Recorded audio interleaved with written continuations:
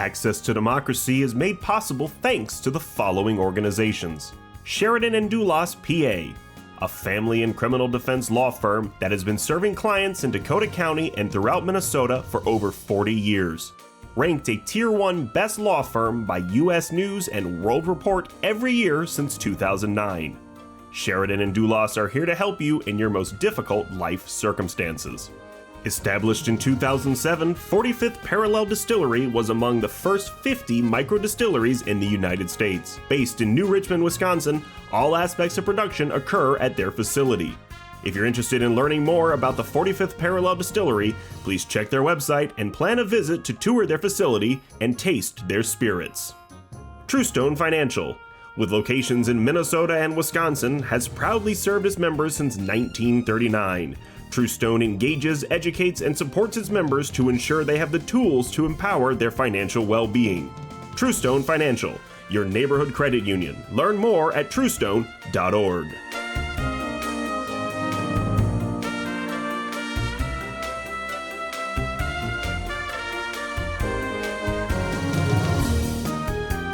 Hello and welcome to another episode of Access to Democracy. I'm your host, Steve Francisco. It is wonderful to welcome back to our studio today a good friend of ours. He's been on the show before. Many of you know him. Eagan City Council member Mike Supina. Welcome back to Access to Democracy. Happy to be here, Steve. Good to have you.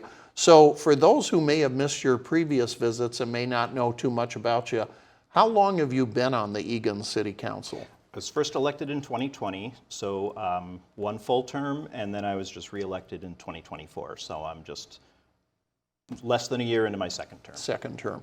And how many members serve on our city council? We have 5 members, including the mayor.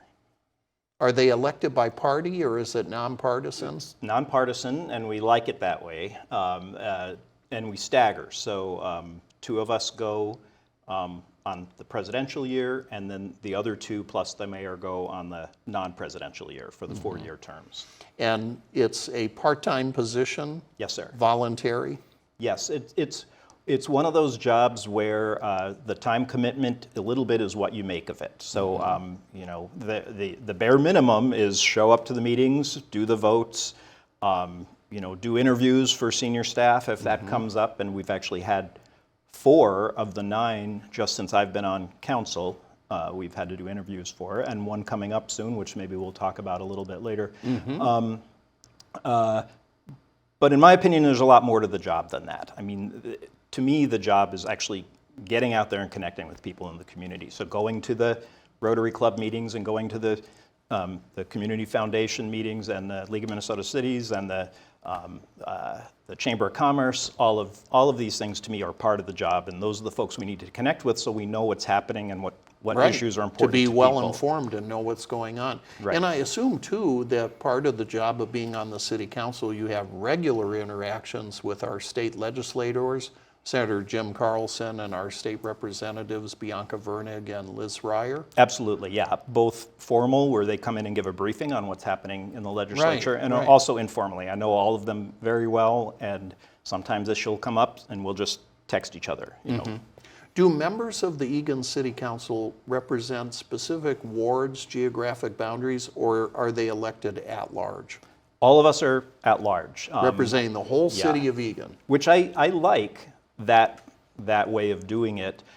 One drawback is Eagan is a big city and it's getting bigger. And my preferred way to campaign is on bicycle, and so every 4 years I get a real good workout, you know, and then I backslide for the next 3, and then it comes up again. And I actually think I've seen you biking around Eagan when I was out driving one day. I thought that's Mike Supina out there, so that's what you're doing out there. Yes. Yes.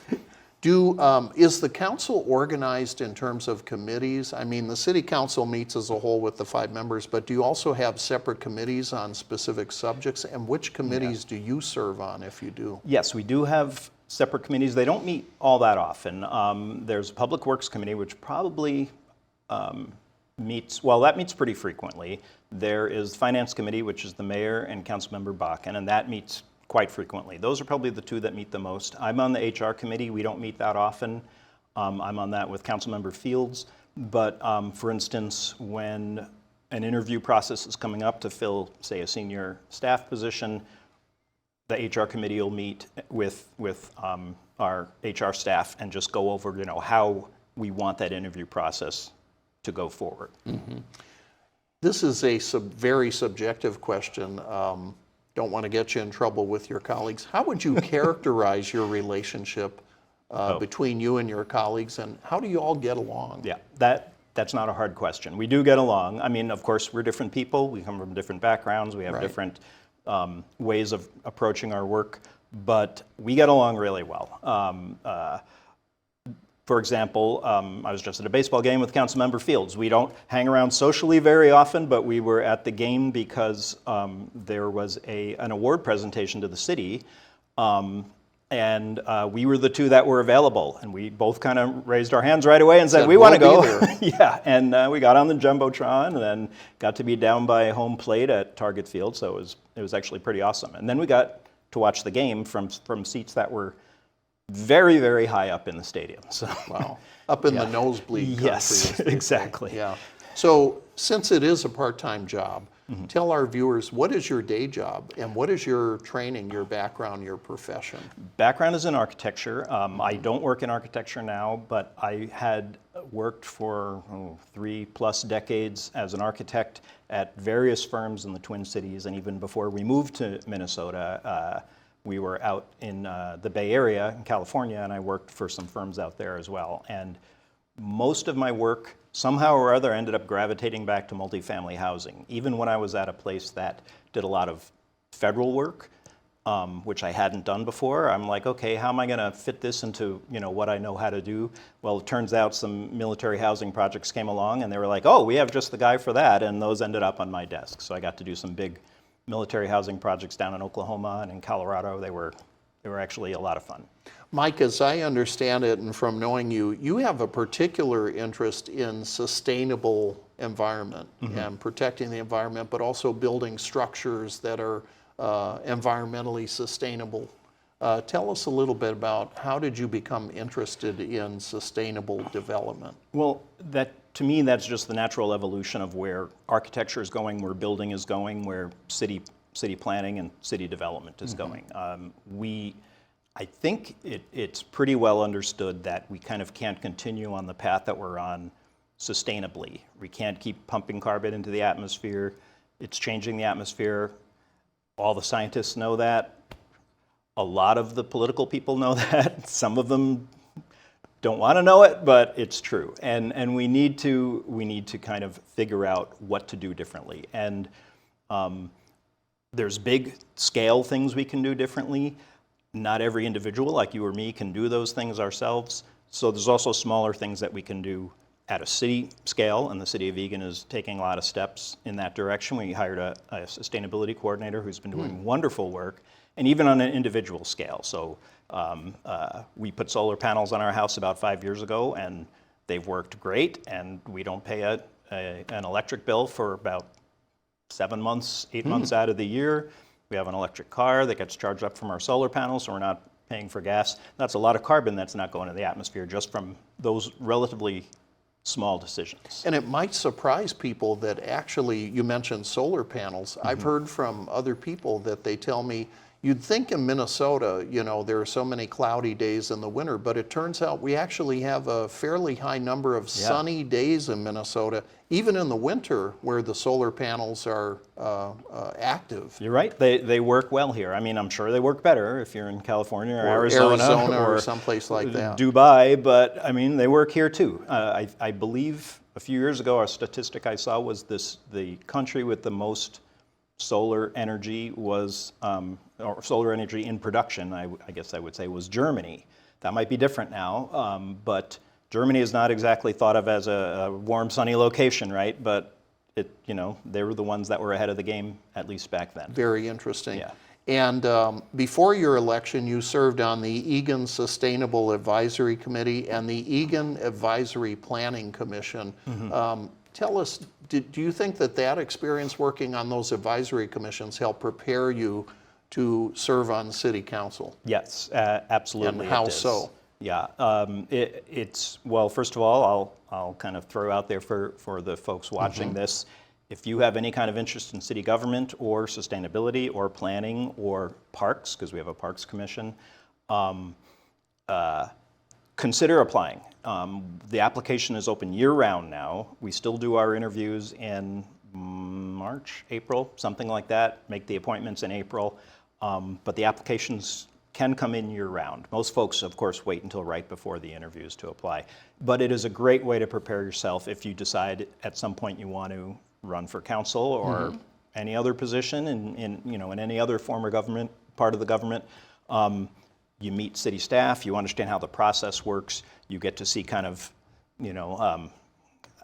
I hate to say you see how the sausage is made, because that sounds like it's a messy process. And sometimes it is, but most of the time it actually is a very, very well kind of a planned process. I actually have some personal experience with this. Until recently, up until recently, Eagan had an airport advisory council, which was actually chaired by my co-host Bill Raker, and I had a chance to serve on that for several years, but learned a lot about our relationship to the airport and what's going on at MSP, which of course is an important employer in our community and very close by. Right, and I'd say arguably most of the kind of just random questions we get from residents in Eagan, I don't know, a large proportion are about the airport and about airport noise and flight paths and those kinds of things, which is important to all of us. It's a little frustrating because there's not a lot the City of Eagan can do about it. We're not in control of most Federal of that. Aviation Administration. Exactly. DOT. Yeah. Let's switch topics here.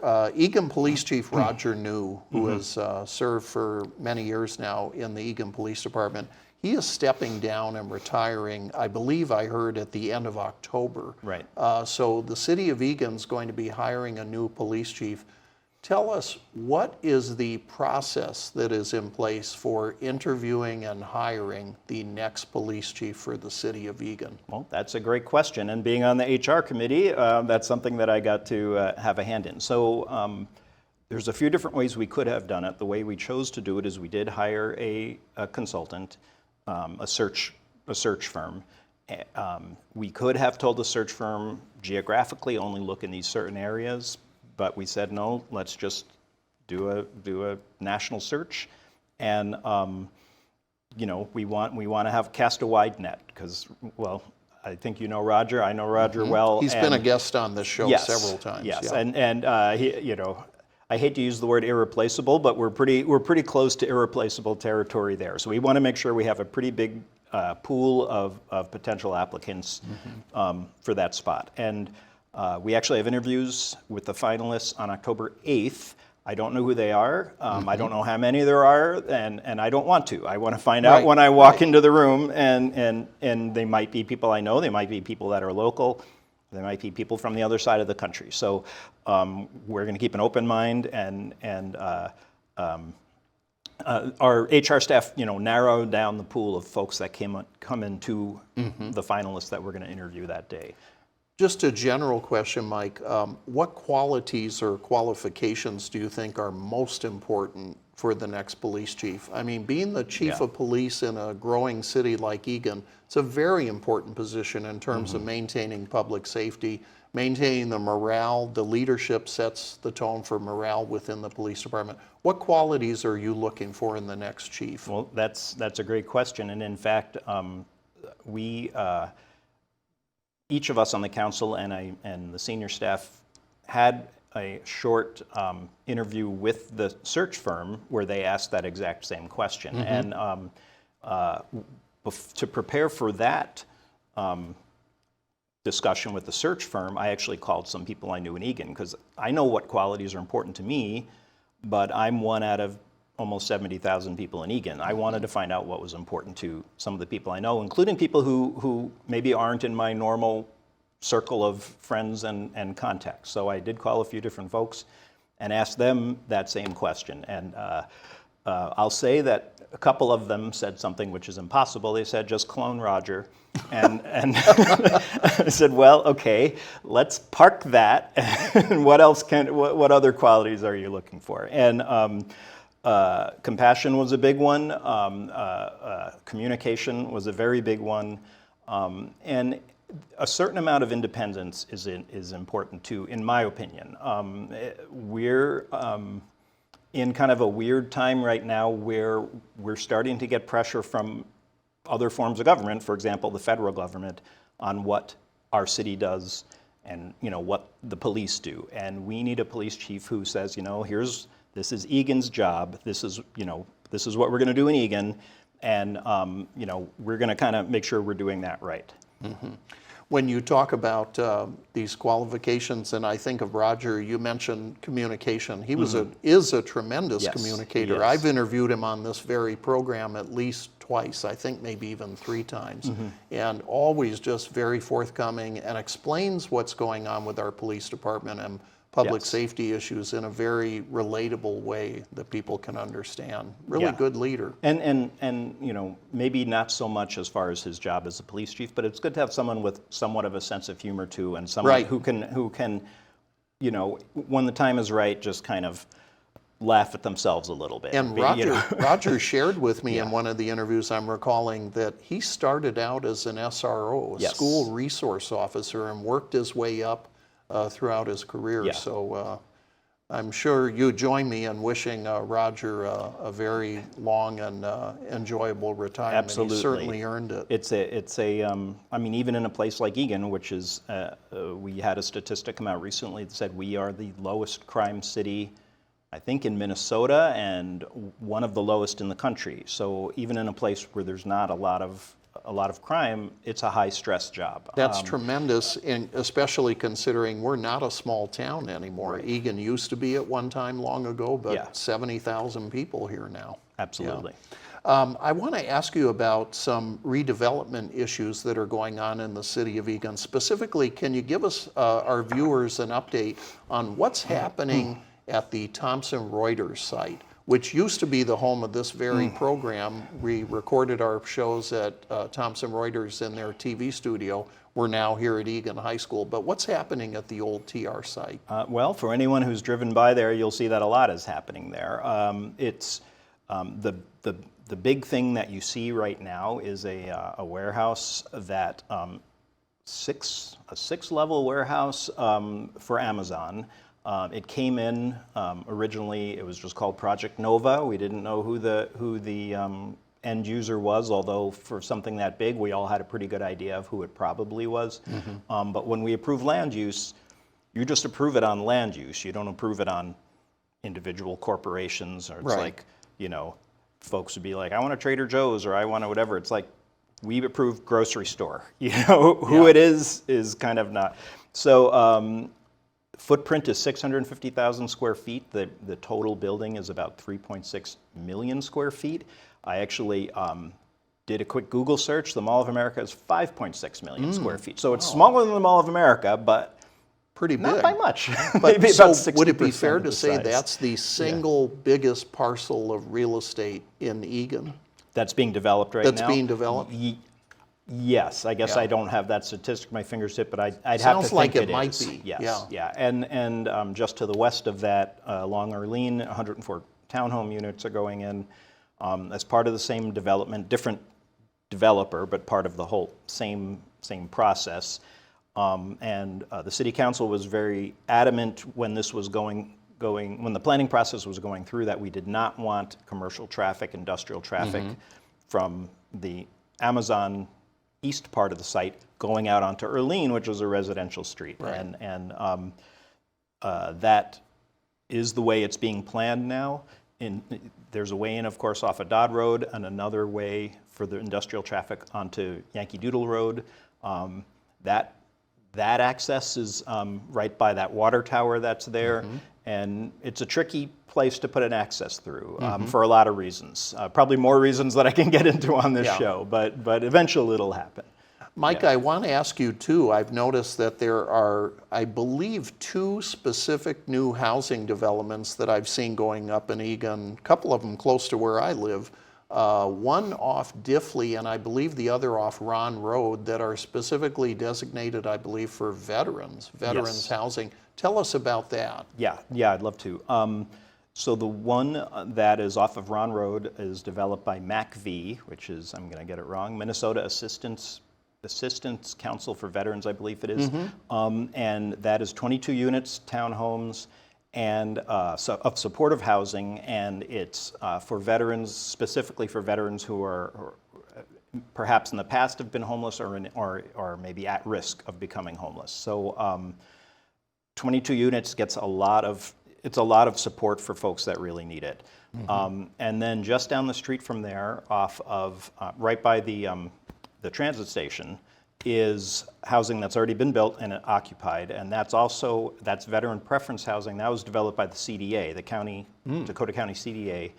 I don't remember how many units it was, so forgive me for that. Already occupied. Yes, yeah, and I did pop in and get a tour through there, which was great. As we said earlier, part of my previous career was developing multifamily housing, so I kind of got to go through a little bit of a critical eye and see what they did there. And I met a lot of the folks that lived there, and they were really, really happy to be in that place. So that was great. That was great to see that it's fulfilling its purpose. That's great.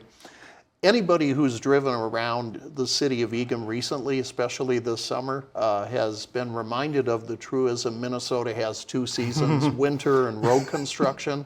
Yes. We have big projects going on along Diffley Road East. We have a project going on along Lexington.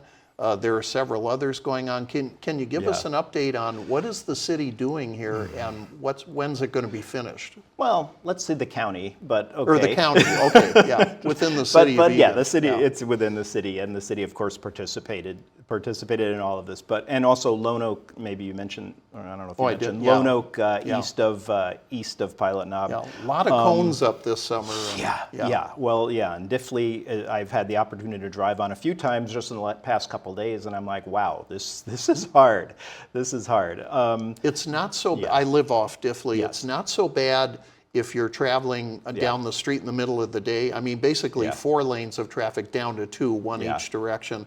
But during rush hour, you can get some backup there. Yeah, and I think I misspoke. Lexington is where I've been driving recently, and that's pretty hard. And I could tell you what they're doing there is, and there's pain now with all of the cones and the construction, but it's really kind of necessary. And that road is getting it's going on a diet. It's getting down to, for the most part, 1 lane in each direction. And this is on the county website for anyone who wants to look it up. You probably have to do a little bit of searching, but you'll find it.